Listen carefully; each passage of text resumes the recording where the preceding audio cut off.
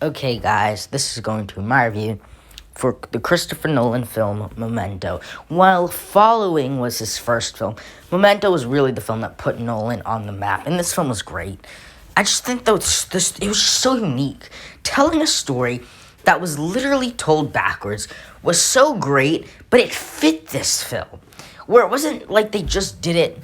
It's not like they just told the story backwards for the sake of doing it. It made sense because we follow a character who can't remember things. And I think by showing the film backwards, when we're seeing something and he doesn't remember what happened the day before, we don't know what happened the day before.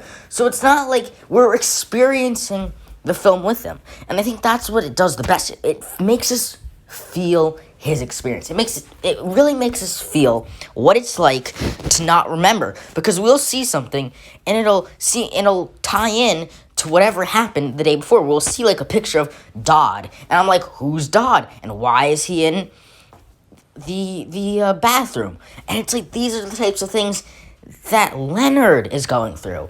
And I think so it's like it takes what is already an interesting mystery of, who killed Leonard's wife, and it twists it on his head, which is, again, Christopher Nolan's specialty, is taking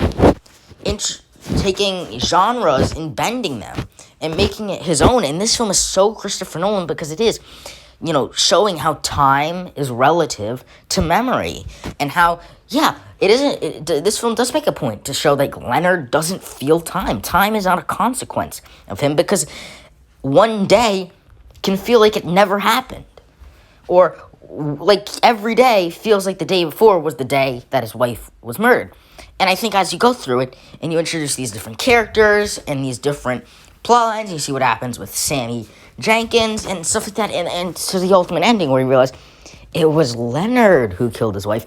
It all starts to come together, and I love that, but again, telling the story backwards, it's the best way to tell this type of story, because what can seem like a generic story on its head makes it interesting, where it's like, really, it's not the ending where the twist is revealed. Chronologically, it's the beginning. And that's what makes it so fascinating, is it's telling a story backwards that can only be really, really told to its fullest effect backwards. Because it's not like if you told any other film in backwards, it would make zero sense. But a film that has a mystery that is so entwined with forgetting and so entwined with memory, and these pictures and these mementos, these photos are in essence mementos, and stuff like that. So it's very interesting to see, and I think it was just so well done. And this film really has a couple locations, a couple actors, and I think what it does best is it just displays what good filmmaking and good acting and good. It just shows that this film is like this film is a case study to prove that it doesn't take a big budget. It doesn't take a big ensemble cast. It just takes good storytellers. And I think it proves that the Nolans, when I mean Nolans, I don't just mean Chris Nolan. I mean Jonathan Nolan, his screenwriting partner, his story partner. They just made a film that was so unique, so original, we've never seen it before. We've never seen something like this.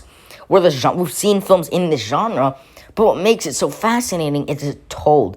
It's the techniques this film uses, the color palettes, the way that they use details. How the film pays such good attention to detail is also amazing. So yeah, overall, I really, really enjoyed this movie.